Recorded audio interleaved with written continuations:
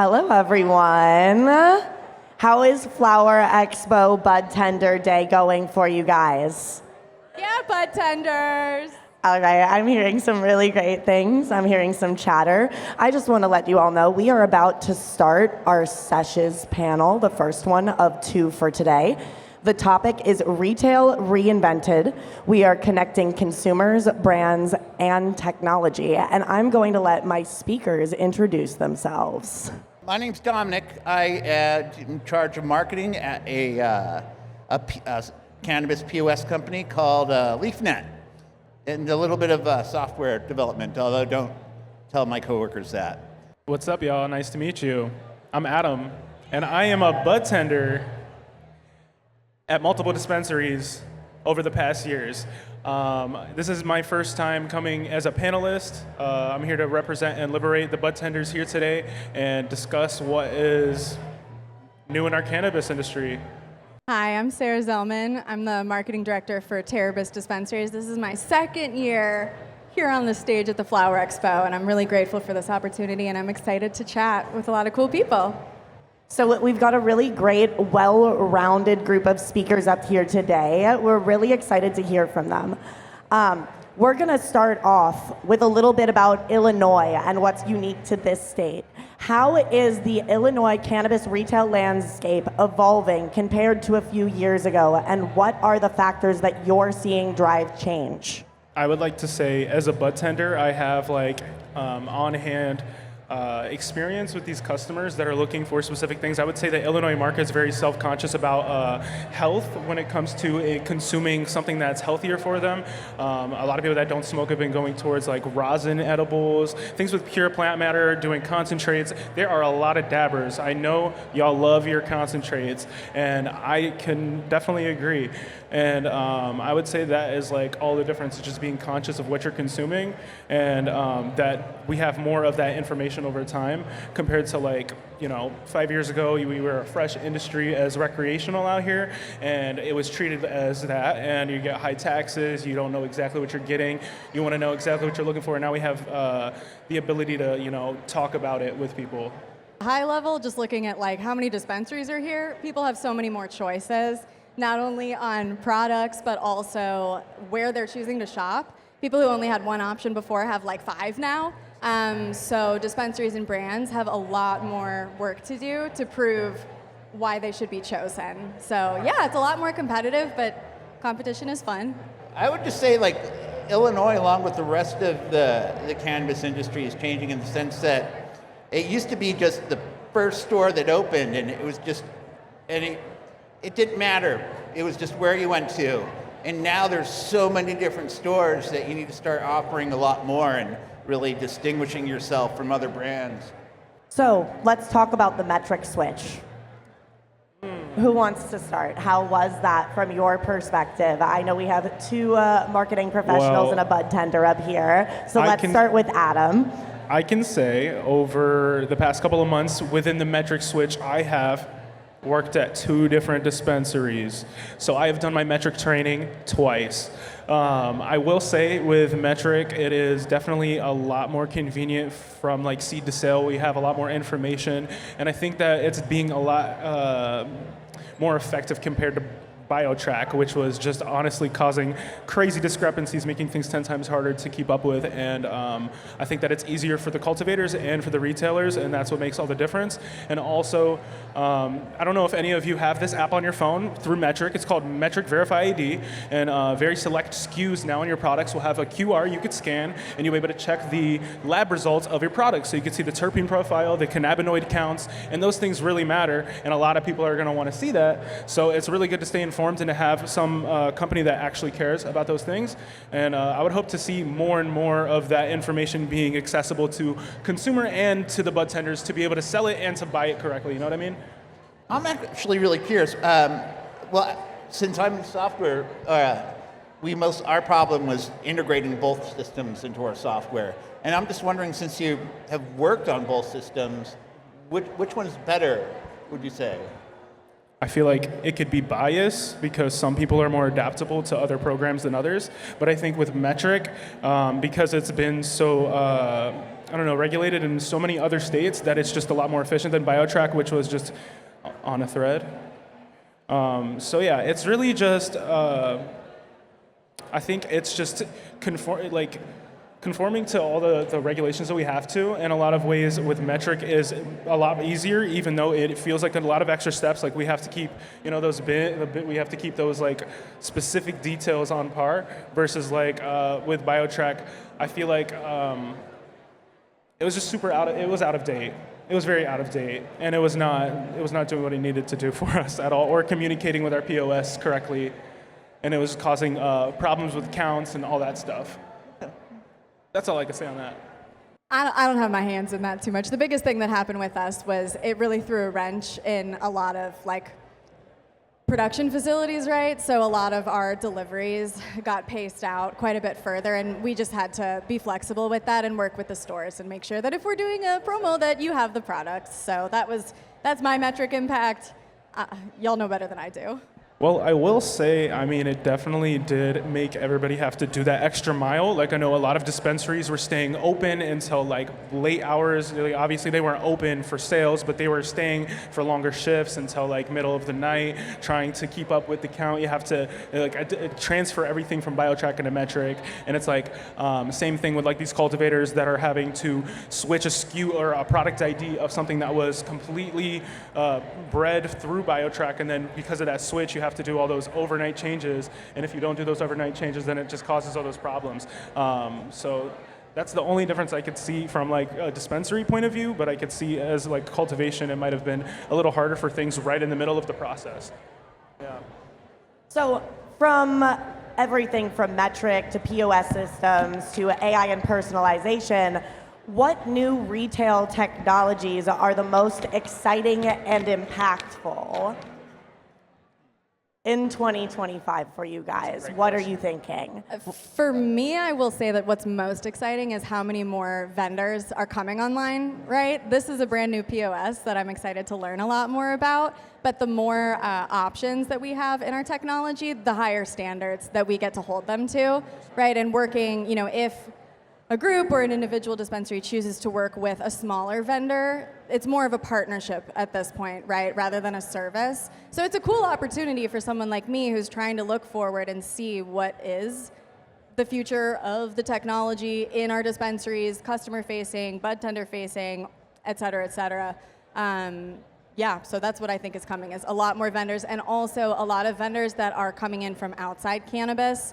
So that's going to be really interesting to see how they adapt and who comes in and when. I will say, with the metric switch, we're going to see a lot of smaller vendors coming to the forefront, and it's going to be just more accessible for people to even create their own brands and to do these things, which is, what we want in the market, is to see every kind of, consumption you could get, and honestly Illinois has been doing phenomenal with that. We have like brands that are devoted to like specific kinds of edibles and like the things you can't even imagine, like I can't name specific brands, but there are some that you'll just be like, I didn't even know they could make this. I saw a bath bomb in my samples, like a bath bomb? I'm like, who's out here?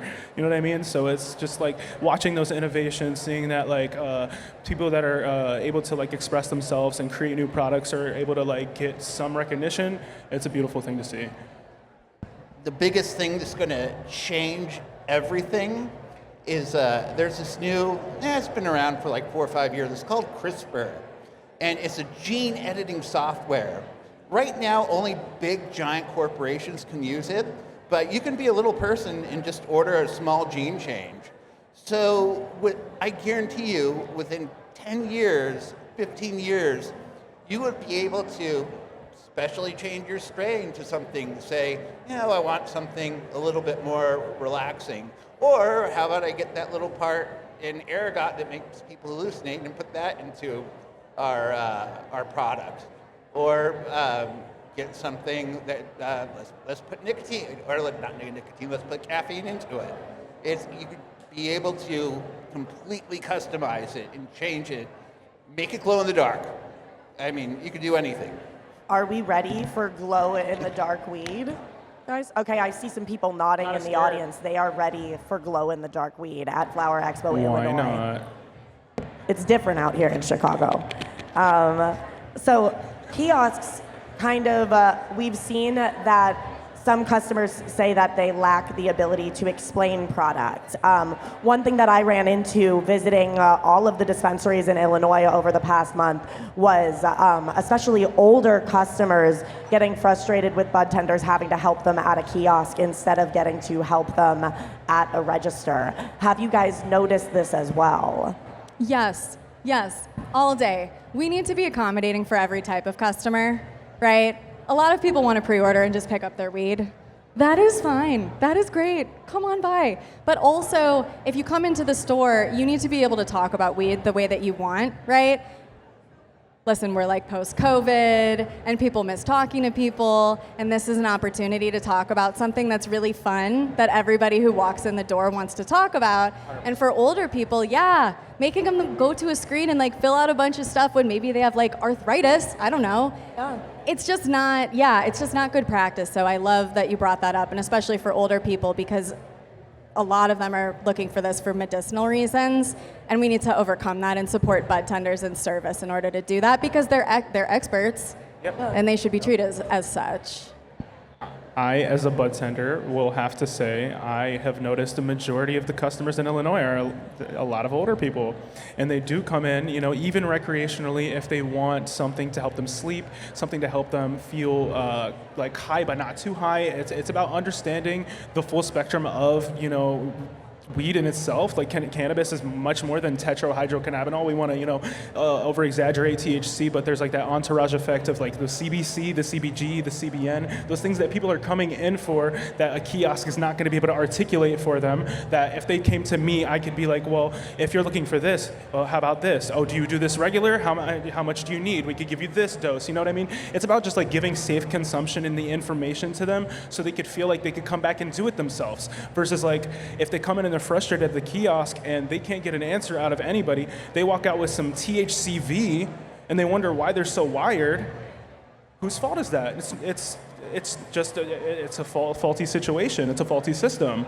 You know what I mean? So it's like, as much as I love the convenience of a kiosk and that it is an ability for people to, just look for what they want, there's also that big concern that it's like, people are also going to go to a retail store and look to save money. Okay, so if I'm going into this store and you have this product and it's on 70% off, why is that on 70% off? It's supposed to be destroyed in 2 months and it's going to expire. So if you're getting flour and it's super old and there's a bunch of CBN growing on it, but you bought a sativa, if you don't understand that and then you're smoking this sativa that you expected to give you energy and you're super exhausted, who's to tell you about that? Who's to tell you about that? Nobody's going to tell you about that. So another thing that I really would think is important for the industry going forward would just be to give the information to the consumer and to the seller, because that is what will make it easier for us to sell it and for somebody for like maybe some anxiety to go buy it and not have to talk to you if they don't want to, because it's totally your choice at the end of the day. One thing that I was actually talking about this with my coworkers yesterday, this exact question, and thinking about how our software could help bud tenders fix this problem. And one thing that would take us 5 minutes to do, but nobody's asked for it yet, and I'm just curious to think, is it a good idea or not, is just to have like, you would put the, let's say somebody wanted just a pre-rolled sativa brand called like Monkey Butter, something, doesn't matter what the name is. You would press it, and then you could have all the information about that right on the screen. And I think that would be a good idea, and we could easily do it in our system. But would that help you? It would help the customer and me if the kiosk were to have the lineage, the cannabinoid count, including everything besides just the THC and the terpene profile and the ratios of those, because people want to know, am I getting high caryophyllene? Am I getting high limonene? Am I getting a lot of THCV in my strain? As a super premature CBG, am I going to feel super wired? Like, those things are so important, and it's just like about not misleading the customer. And if we could find a way to integrate that into technology, that would be great. But I think it should be a standard that every kiosk has lineage, terpenes, all cannabinoids, every single one, because that's what matters. I'm not coming for just THC. Like, that psychoactive cannabinoid that everybody's looking for, it's going to be there regardless if you're getting the product. But what if you want more than that? What if you want to actually get that entourage effect that is meant to be there. It's so much more beautiful, and especially because we have so much innovations in this industry where we understand that there are these cannabinoids. I think it's up to these brands to actually take themselves serious enough to put those down and give the information like it's not something to hold away from them. You know what I mean? It's like you can have that misleading pre-roll that's listed as hybrid. Why am I the only one that sees the strain on the manifest? Why don't you? It's like just not being schemy as you want to let people be transparent and let them know what they're consuming, because this is not just normal retail, this is retail people are consuming into their bodies. So as much as we understand it is important so they could understand it as well. I love that we're coming up with solutions right here on stage. Like, that's really what Flower Expo is supposed to be about, is this like community building, these kinds of conversations that you can take back to your work and use to further us as a community.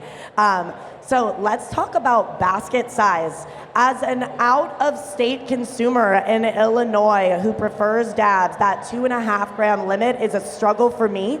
And I would love to hear about how it's a struggle for you.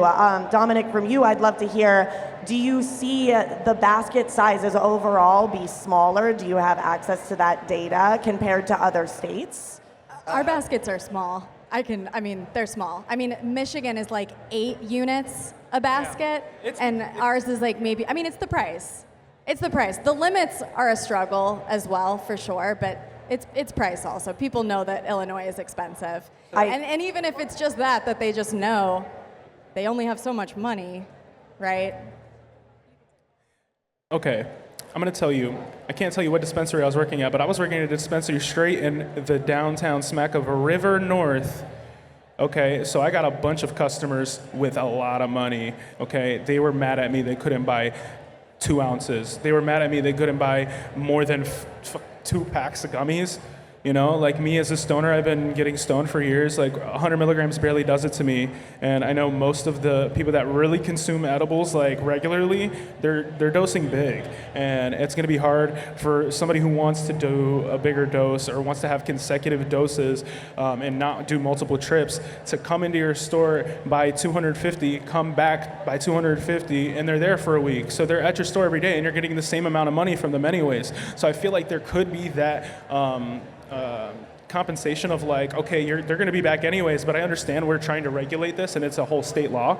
But I do think it's a bit contradicting in itself, just considering the fact that so many states that have been regulating cannabis for so long have loosened up on the doses. And I think that even just like there's those contradictions as to how edibles are being dosed in Illinois itself. Like, how are you regulating RSO in a gummy and telling me it's 10 milligrams? And then there's those people that are really smart that understand that like you can't really technically, have a ratio for most RSO gummies or stuff like that, How is the regulation in general, not just with basket size, in this state? I know, it's super regulated. It's one of the most regulated. Let me tell you the allotments. You could buy 14 grams as an out-of-stater, 15 grams of flour per day. You could do 2.5 of concentrate, including your vape. So let's say I want a disposable, but I want some wax too because I have a Puffco, okay? I could get a gram of wax and then I could get 1.5 grams more in like a vape if I wanted to, and then I have to be back if I want more because I'm here for 2 weeks or something. And then you want to get pre-rolls and you want to get a 1/2 ounce, but you can only get a 1/2 ounce in one pre-roll because you got that 15 limit. Or you want to get more edibles, but you got 250 milligrams as your limit per day. And then for an in-stater, I smoke a lot of weed, y'all. Why can't I walk out with 2 ounces? I work in the industry. Why can't I walk out with 2 ounces in one day? Yeah, it seems like because it's a state issue, not federal. 100%. It's just there's a lot of strange.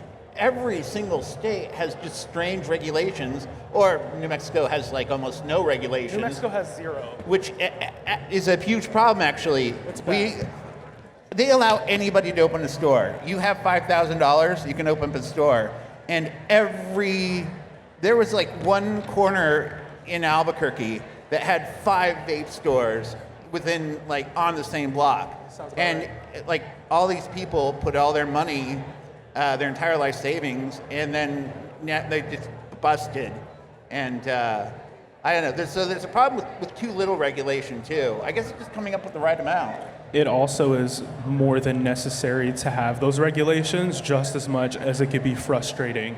You know what I mean? Like, it is important that we're not overdoing anything. I mean, I know weed is not a lethal drug. Cannabis is not going to hurt anybody necessarily or kill anybody, and it's not been anything harmful, but it is also like, it's a good thing to have those regulations set, so that way the bud tenders can be set to have that information to give those customers to moderate their own doses. You know what I mean? So that is like the pro and the con of it, is that it could be frustrating because you want to get more allotments as an experienced donor, but like you got to also think about those people that are tourists, don't consume much, and they're just coming and they just want to try a little bit at a time, and they want to understand what they're getting and how to moderate it. Like, you got those gummies that are dosed at 2.5 and then a 5, and it's all about how they're distributed in like Illinois. That makes all the difference. You know, it's like, I notice older people want to do a little bit at a time. They want to ease themselves in. So it's like they want to do a 2.5 or they'll do a 1.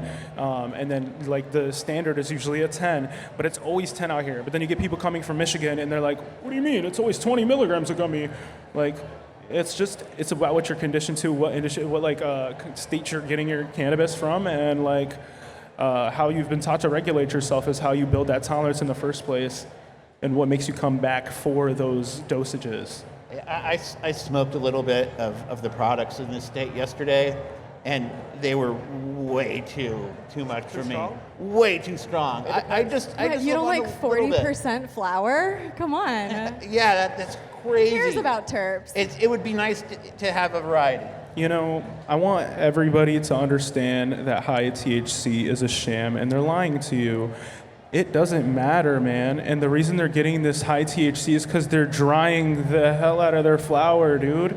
It's drier weed will create higher THC yields, but then also strip those terpenes. So then when you're not getting that water weight of your flower where it's dense and it feels like juicy and fresh, it's because it's dry as hell. And they left it out there to get dry and then be 40% THC and marketable. Yeah. Does that make sense? So it's like, I personally have smoked strains at 15% that get me way higher than something at 41% that just gives me a headache for 5 minutes. And it's like they're cloning these strains anyways, and then just trying to get the highest yields as they can. And it could be really good for most consumers that want that higher THC, but after a while, if you have that palate that you're looking for, you actually want to get those terpenes and the full entourage effect of like the strain that you're looking for. That's what matters, is actually those terpenes, which is why I'm back to where I was saying earlier, all the information matters more than just THC. I want to see way more cannabinoids on my package than just THC. Right now is a great time to start regulating, or not regulating, but innovating everything. And it's weird that you actually have these regulations in place that are stopping people from doing that. Yeah. I would love to hear from Sarah about the challenges that she faces trying to market to customers the importance of terpene education and the importance of asking your bud tenders about minor cannabinoids when you come into the store.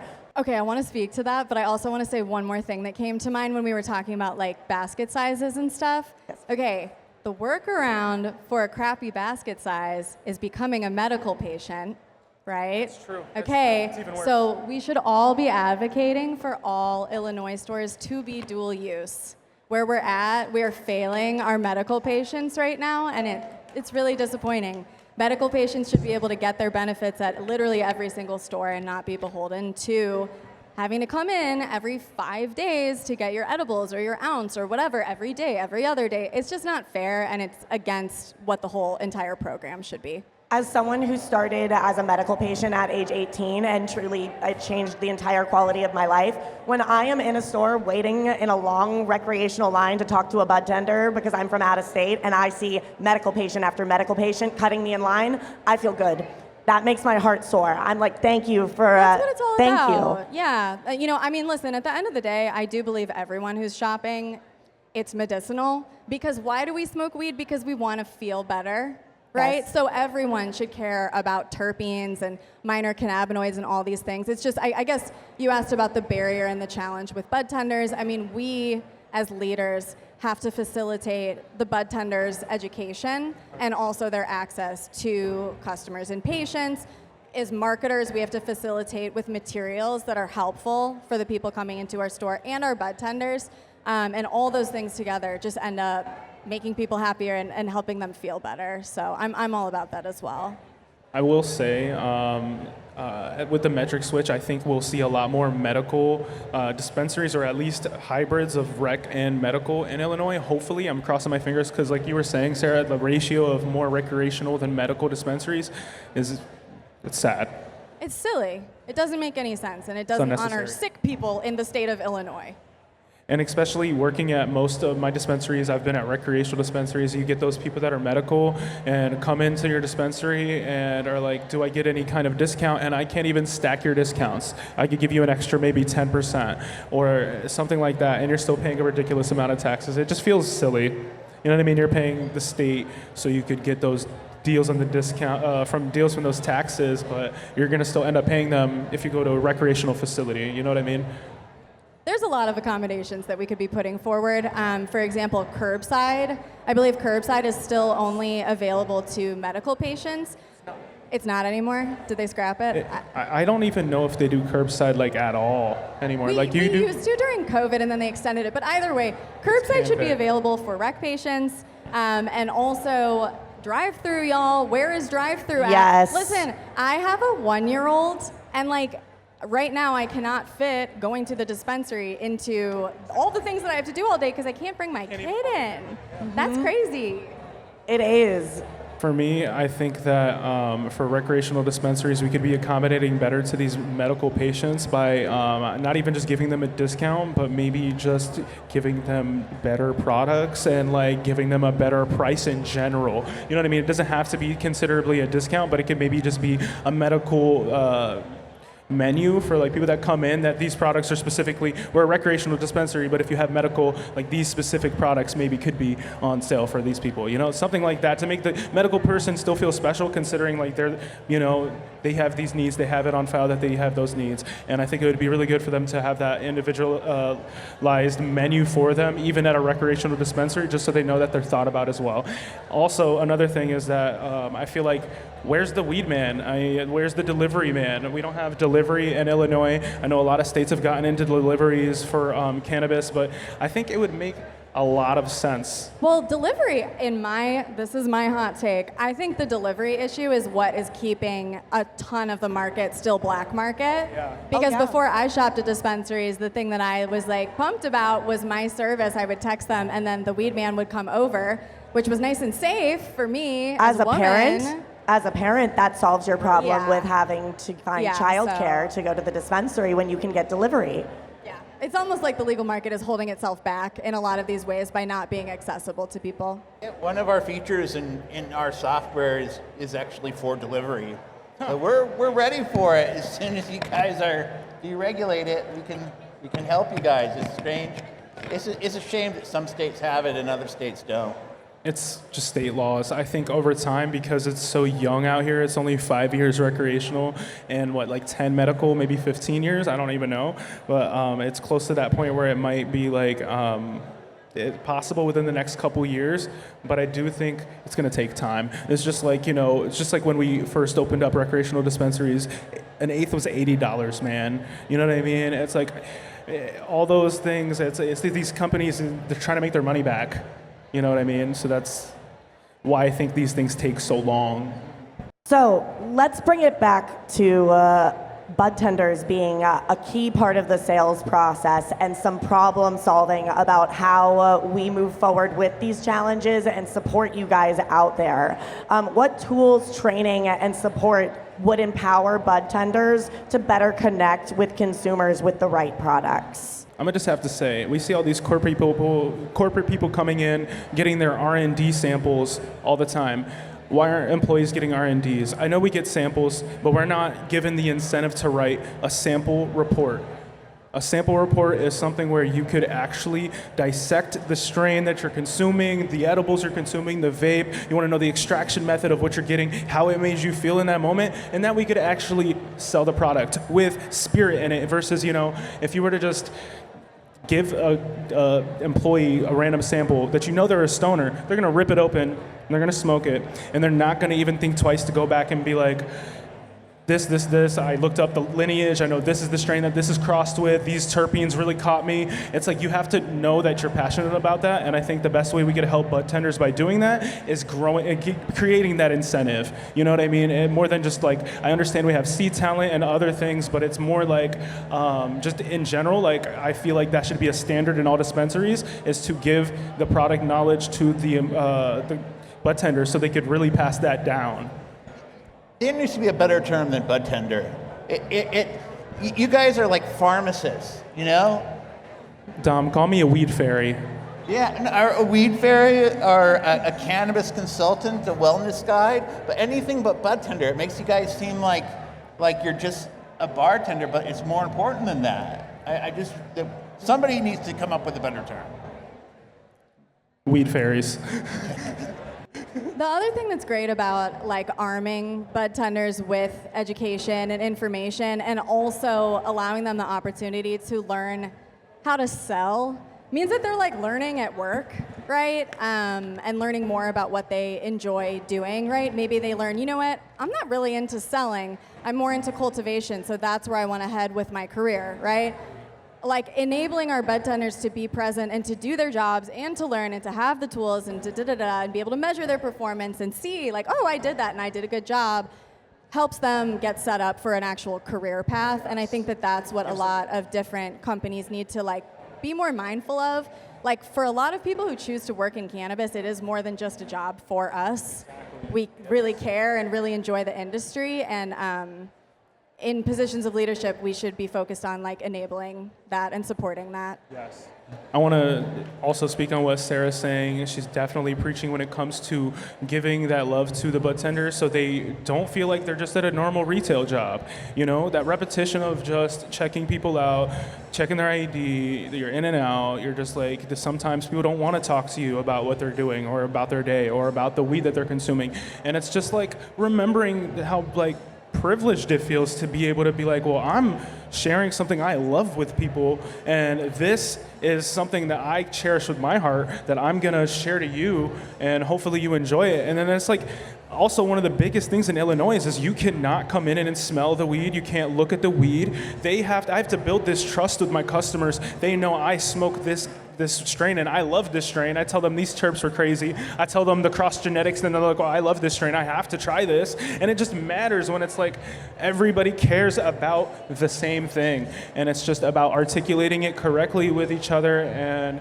being able to go to work and feel like you're not really working. You know what I mean? And especially it's like at the retail end, it's like so important because we're the ones that are really setting people up for their success so they could continue to feel good. And maybe you could like recommend something to somebody and then it becomes their regular thing, and that's their medicine. I've been able to completely convert people from indica to sativa just by one conversation. And you know, so I tell you, oh, it's indica's into couch. I don't want an indica, it's too into couch. And then I tell you a specific strain that has you so mellowed out and not sedated, or a sativa that doesn't get you too faded where you're like tweaking out and it's like stressing out your CB2 receptors. Like those things, those details, they matter. And talking to the people that understand it matters so you could feel good in the ways you're looking for. Yeah, the only dispensaries that are going to survive are the ones that invest in bud tenders. The ones that just hire any Tom, Dick, or Harry off the street are going to go down. Well, need to have expertise in it. You know, the thing I'll say on that, Dom, is yes, in my opinion, it's the bigger the dispensary, the more they're shooting themselves in the foot.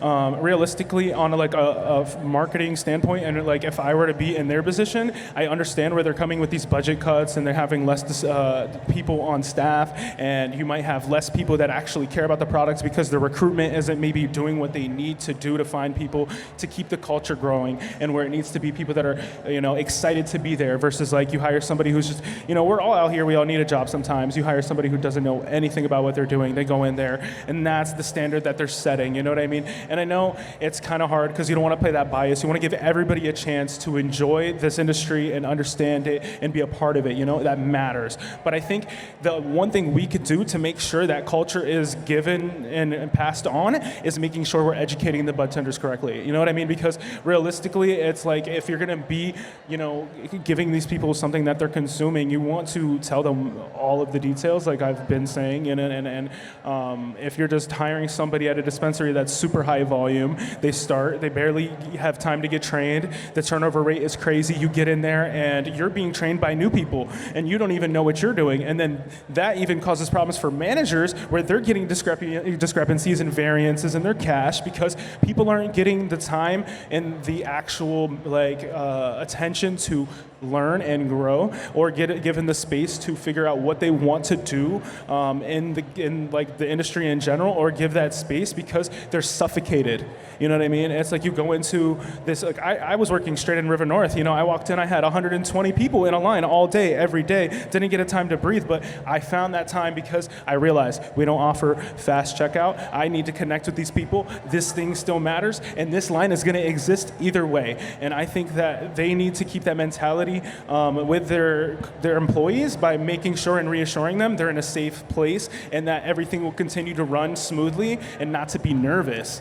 You know what I mean? And to give every customer their attention and their time, and not to be worried about that high volume, high pace, because we're not a DMV either, but we're definitely not a fast food restaurant. So I'm not going to be going too fast and make a problem and not give you what you need or the full attention you need, because then it's like I was dealing with the same situation with a big line, nobody having their orders on a walk-in. I have to go into the line directly and talk to them, ask them what they're looking for, and I have less and less and less time. So I have to start narrowing down the menu. And then what does that do? It changes the spirit in how I'm selling you your weed, and what you're getting is the standard best price I could give you, instead of me actually deliberately telling you what would actually suit you, because I'm not able to read you as a person. I'm not able to give you the time that you deserve and understand what you're looking for and give it to you, versus if it's super high pressure, high volume, and we're not staffed enough.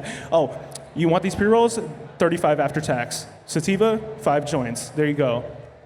And then it's just no spirit, no soul. And it's hurtful, and it's unnecessary, and it needs to be changed. You know what I mean? And we could say kiosks are going to save us, but if they're not implemented with the right information, like I was telling you, with the lineage, the terpenes, the cannabinoids, people aren't going to be able to get that information on themselves, and they're going to keep going to third-party websites to look for strains that are being produced in states here versus other states, and they're not going to be accurate because every phenotype is different, and not enough people know that. I want to know your phenotype's terpene profile. I want to know your phenotype's high cannabinoids. I can't just find the general cross for super booth, and you're going to tell me that your caryophyllene is super high on this website, but then I try this and it tastes like there's more myrcene. It's like those differences matter. Yeah, I think kiosks work as long as people have a choice between using it or not using it. Once you take away that choice and only give people kiosks, it's like there are plenty of examples, like parking, for example. They used to have one kiosk and they used to have parking attendants. And then sometimes you lose a signal online, you're on the 3rd floor, and you can't even pay for it. So but having a choice is good, but once going just one is killing it. Same thing with supermarkets. Having all kiosks is horrible. It just takes the humanity out of all of it. And I feel like it's good to have the option, you know what I mean, in a retail perspective. But I think I like when dispensaries like to make sure there's somebody on the floor, so that if there is that person that has that question, you could really ask me, versus there's a bunch of kiosks and nobody to help you. You got to go up to the register and beg somebody to help you. It's not a good look. So I think that it's important to make sure that they're staffing correctly, and then always have somebody there, because it's more than necessary to have somebody to inform the customer. So we have 5 minutes left, and one thing that we haven't touched on is the dispensary design and the aesthetics of the dispensary and the uniform requirements, and how that affects not only the bud tender experience, but the customer experience. I know that when I go into a dispensary and there's plenty of natural light and the bud tenders feel like themselves, I feel welcome. It's easier to find someone who loves rosin and will tell me what I need to buy. So I would love to hear from you three before we close out on the visual of what it looks like when the retail environment is what you need to succeed. Weed needs to have art and music. cannabis goes coincide with music and art. If I'm gonna go into a dispensary, I don't wanna go to a dispensary that is all white, no anything that gives any of the culture. I wanna know that I'm where I belong. You don't wanna go to a dispensary that looks like a DMV and feel like you're waiting in line forever and everybody is monotone, sad, it's gray, there's nothing. I wanna see a mural, I wanna hear good music, I wanna feel like I'm in the right space. I don't wanna come into a J.C. Penney to go buy my weed. I'm just saying, like, it's like, you know, it's like the second we don't pay attention to those details is when we lose ourselves as a culture. And like, cannabis is very multicultural. It is a part of all of us. And it's that stimulant that gives you the appreciation for the art around you and the life around you and the music around you. So I think that it's important to make sure that those are all coinciding correctly and that we pay attention to how we're making people feel when we're walking into our dispensaries. Because I want to feel welcome. I want to feel like I'm at the weed place. I don't want to feel like I'm at anywhere else besides the weed place. You know what I mean? I think giving customers something, you need to differentiate yourself. And giving customers something that they don't expect might be the key to it. Like, I don't know if that many people have been to the southern United States. We have these gas stations called Buc-ee's. I love Buc-ee's. What's that? Oh my God, Buc-ee's is one of the most incredible places I've ever been to. It's like a gas station, but it's unlike any gas station you've ever pictured in your head. They have a mascot. He's all over their merch. My tube that I take to the river is a Buc-ee's tube. And every time I take it, I kid you not, people are asking me, where did you get that? Even though they know I got it at Buc-ee's. Buc-ee's kills it. Shout out to Buc-ee's. I'm Sarah, as a marketer, I'm sure. They're in My Texas. son But has the a thing is, Buc-ee's if you want to use the bathroom, they have the most immaculate bathrooms. I mean, there's forests in there. You'll have like deer running around. It's and they pay their employees well, and they post how much they pay their employees. Their general managers make like 6 figures. But the reason why everyone goes there is because people are getting what they're not expecting. It's not just about getting gas and there being some Coca-Cola in the back. It's just it's an experience going there. And I think dispensaries should emulate that. I think what we're all speaking to is like each of these elements needs to be looked at holistically in order for the dispensary experience to be a good one. Because once again, post-COVID, a lot of people don't talk to a lot of people all day, and this is an opportunity for us to like make someone's day a little bit between the music and just all of it, right? From a more boring, like sterile standpoint, the actual way that you lay out your store has to be really thoughtful.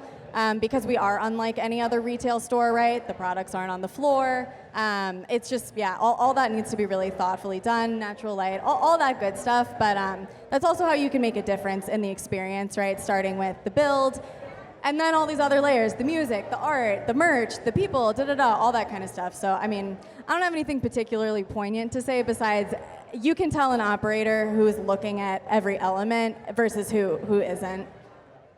I think y'all made our idea. We just need every dispensary to have a mascot. We just need every dispensary to have a mascot. So I walk in there, I talk to the mascot. What you been smoking, bro? That's what I need. I want to know what the mascot is smoking. Thank you all so much for coming to our speaker series. This has been wonderful. I am your host, Dab Cowgirl, and I'm gonna have my speakers introduce themselves one more time, just so you guys know where to find them. You can also find all of our Flower Expo speaker sesh series online. Kai edits them, he posts them, so make sure you're checking your email because we will be sending you an email as to how to find this entire speech, all of the sessions that you missed. If you had to walk away for a second and come back, don't worry, we have that for you. You don't ever miss out when you come to the Flower Expo because we are here for you. So again, I am your host, Dab Cowgirl, and this is Dominic D'Angelo from LeafNet. And I am Adam, and shout out to all the bud tenders. I love you all. Keep doing amazing things. This could not happen without all of us here. True that. And I'm Sarah Zellman, the marketing director here at Terabis. Thank you all again, and stay tuned. We are going to have our next sesh in just 15 minutes. Thank you all for coming Thanks, to Flower Dab Expo. Cowgirl.